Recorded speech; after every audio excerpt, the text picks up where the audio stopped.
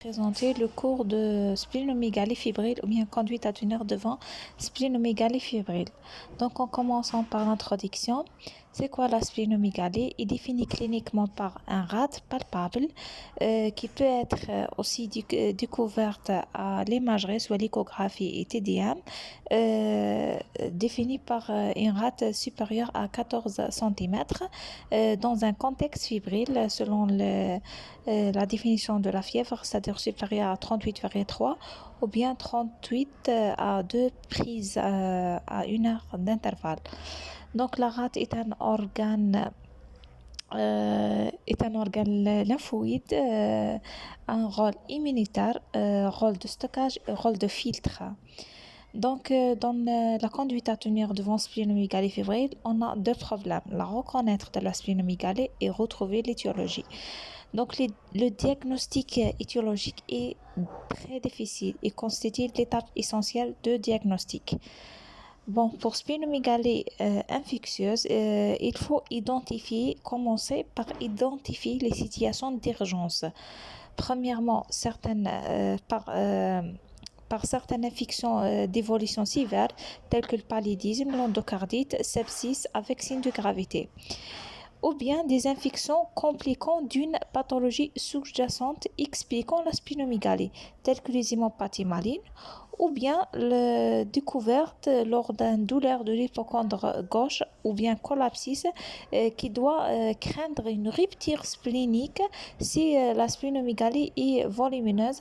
Même cet cas est vraiment rare. Donc, un gros rate peut-être n'est pas fonctionnel. Donc, il favorise certaines infections graves, notamment à pneumocoque. Donc, pour le diagnostic différentiel, soit néoplasique, soit hématologique, soit congestive lors d'une cirrhose, bien insuffisance cardiaque ou bien thrombose, ou bien d'une maladie inflammatoire, maladie de surcharge. Bon, pour le traitement et en fonction de l'étiologie et le pronostic, parfois on doit envisager une splénictomie pour avis diagnostique et avis thérapeutique. On passe à la physiopathologie. Donc, la rate est un organe lymphoïde très vascularisé, joue un rôle immunitaire et de stockage et de filtre. Immunitaire par production des macrophages et des lymphocytes et aussi des immunoglobulines permettant l'opsonisation. Deuxième rôle, c'est le stockage des plaquettes et de fer et de facteur 8. Troisième rôle, c'est un rôle de filtre, c'est-à-dire éliminer les érythrocytes sénescentes et un rôle dans le métabolisme de fer et donc un rôle de le métabolisme de fer et aussi éliminer les inclusions intra-érythrocytaires et aussi l'épuration du sang des micro-organismes et des antigènes. Donc, la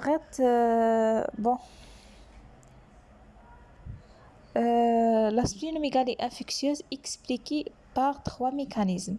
La première, activation accrue du système de macrophages, comme dans le cas de paludisme ou bien dans l'endocardite.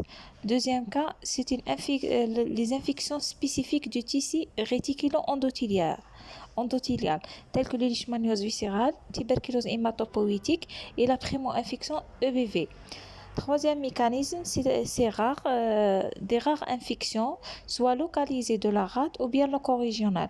Localisées de la rate, c'est l'abcès, l'infarctus ou bien la collection sous-capsulaire, ou bien loco-régionale, l'hypertension portale.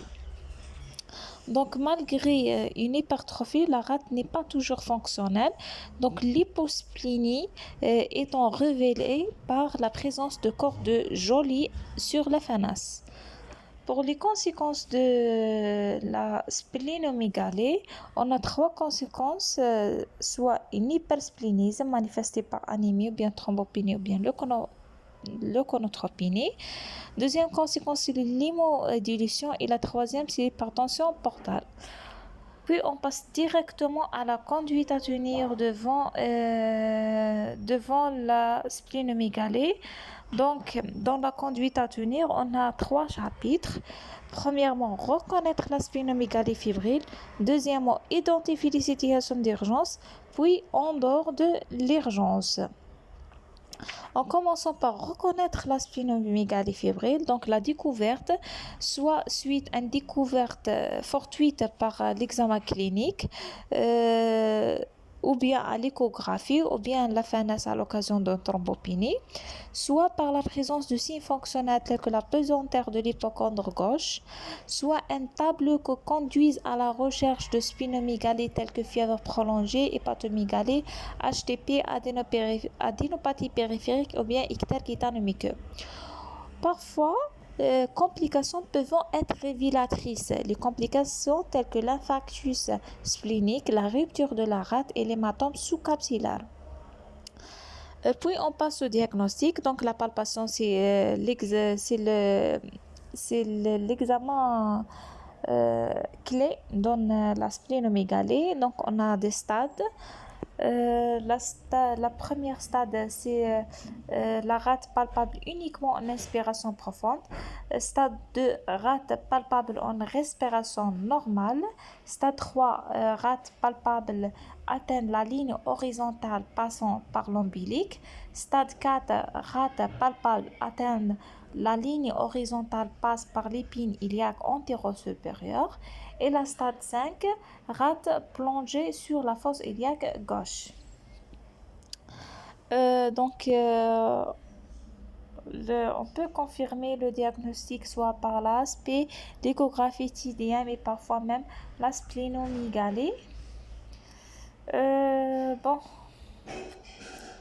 Il faut aussi éliminer ce qui n'est pas une splénomégalie. Par exemple, tumeur colique gauche, ou bien tumeur de rein gauche, ou bien tumeur de la surrénale, ou bien tumeur de la queue du pancréas, voire les lobes hépatiques gauche, ou bien l'estomac, bien mésentérique. Parfois, c'est la neuroblastome chez les enfants. On passe au deuxième chapitre, c'est identifier les situations d'urgence. D'ailleurs, on a 4 situations. La première situation, c'est coliction splénique, soit une abcès intrasplénique, soit infarctus surinfecté, soit coliction sous-capsulaire. Donc, le volume important exposant à un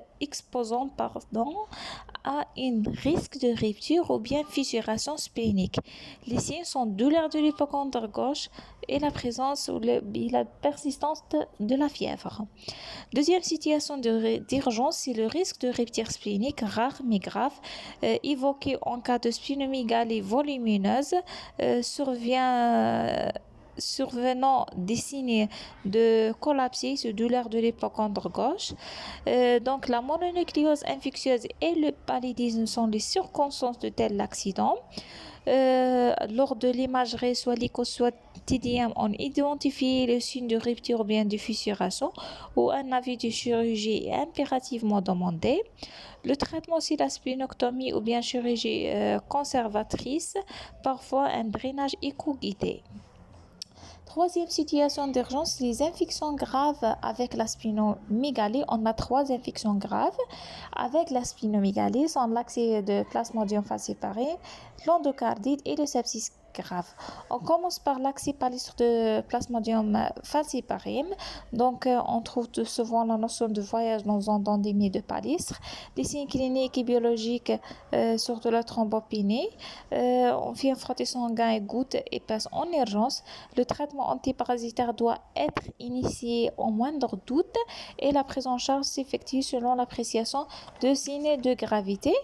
Deuxième situation, c'est l'endocardite. Donc, splénomégalie observée dans l'endocardite aiguë ou bien subaiguë, qui peut être un élément d'orientation lorsque les autres signes sont absentes. L'imagerie sera très évocatrice. Parfois, on utilise même le TEP scan. La réalisation du plaisir hémoculture en urgence et le choix d'antibiotiques en fonction de l'étiologie. Troisième situation, c'est le sepsis.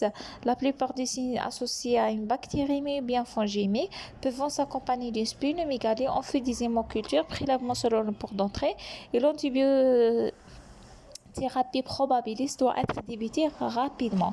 Quatrième situation d'urgence, si l'infection compliquée d'une affection grave sous-jacente composant une splénomégalie.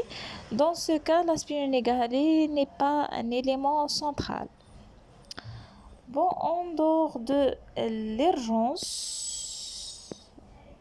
on fait un interrogatoire, on fait l'examen clinique. Pour l'examen clinique, on a principalement 3 signes, soit pesantère de l'hypocondre gauche, soit compression des organes de voisinage et aussi la douleur brétale de l'hypocondre gauche évoquant un infarctus. À l'échographie, la TDM permet d'apprécier l'homogénéité et l'association des signes d'HTP, hépatomégalie, adénopathie profonde, une phlébite, une kyste, abcès, etc. Et peut révéler des infections focales de la rate telles que l'abcès intrasplénique, collection sous-capsulaire et l'infarctus surinfecté. N'oubliez pas les hémocultures. Les classifications témoignent plus souvent d'un processus infectieux cicatrisé tels que tuberculose, brucellose et histoplasmose. Pour les situations où la splénomégalie témoigne d'une infection sous-jacente, c'est des hémopathies malignes, on trouve une anémie hémolytique, HTP, les maladies de surcharge, l'épice, maladie cœliaque. Splénomégalie ne constitue pas une orientation de diagnostic. La rate pathologique peuvent être non fonctionnelle et donc responsable des infections graves de bactéries encapsulées telles que le pneumocoque, méningocoque et l'hémophilus influenzae, parce qu'on sait très bien que la rate joue un rôle d'opsonisation de bactéries encapsulées. Pour les causes infectieuses de splénomégalie, soit bactériennes, soit parasitaires, soit virales. Pour les bactériémies, on fait des hémocultures. Dans le cas d'endocardite, on fait les hémocultures de la sérologie PCR, c'est hémoculture négative et écho-cœur. Dans le cas de tuberculose disséminée, on fait aussi des hémocultures, de l'expectoration, biopsie avec examen direct de barre, culture PCR et myoloculture. La typhoïde, on fait des hémocultures. Brucellose aussi hémoculture sérologie. La rickettsiosis sérologie PCR, fièvre qui sérologie. Tularemie, on fait sérologie PCR. Les maladies du greffe de chat, sérologie PCR et l'anapathe. Pour les causes parasitaires, pour l'axie du palestron, fait frotter sanguin, goutte épaisse. Aussi, le paludisme viscéral évolutif, on fait sérologie de palestre, on fait la frotter sanguin, la goutte épaisse et la PCR. Leishmaniose viscérale, on fait myelogramme, myeloculture, sérologie, PCR. La tox, on fait la sérologie. Échinococcose alvéolaire, on fait la sérologie. Candidose disséminée, on fait les hémocultures Fonday et l'histologie. Histoplasmose, on fait sérologie, biopsie, PCR. Bilharziose, on fait la sérologie. Parasitose dans les ailes et dans les urines et biopsie rectale. Pour les causes virales, la mononucléose infectieuse, on fait la sérologie de l'EBV, le PCR. Pour la primo-infection CMV ou bien la dengue, la primo-infection HIV, les infections par paravovirus B19 et le HHV6, on fait la sérologie et la PCR. Et merci.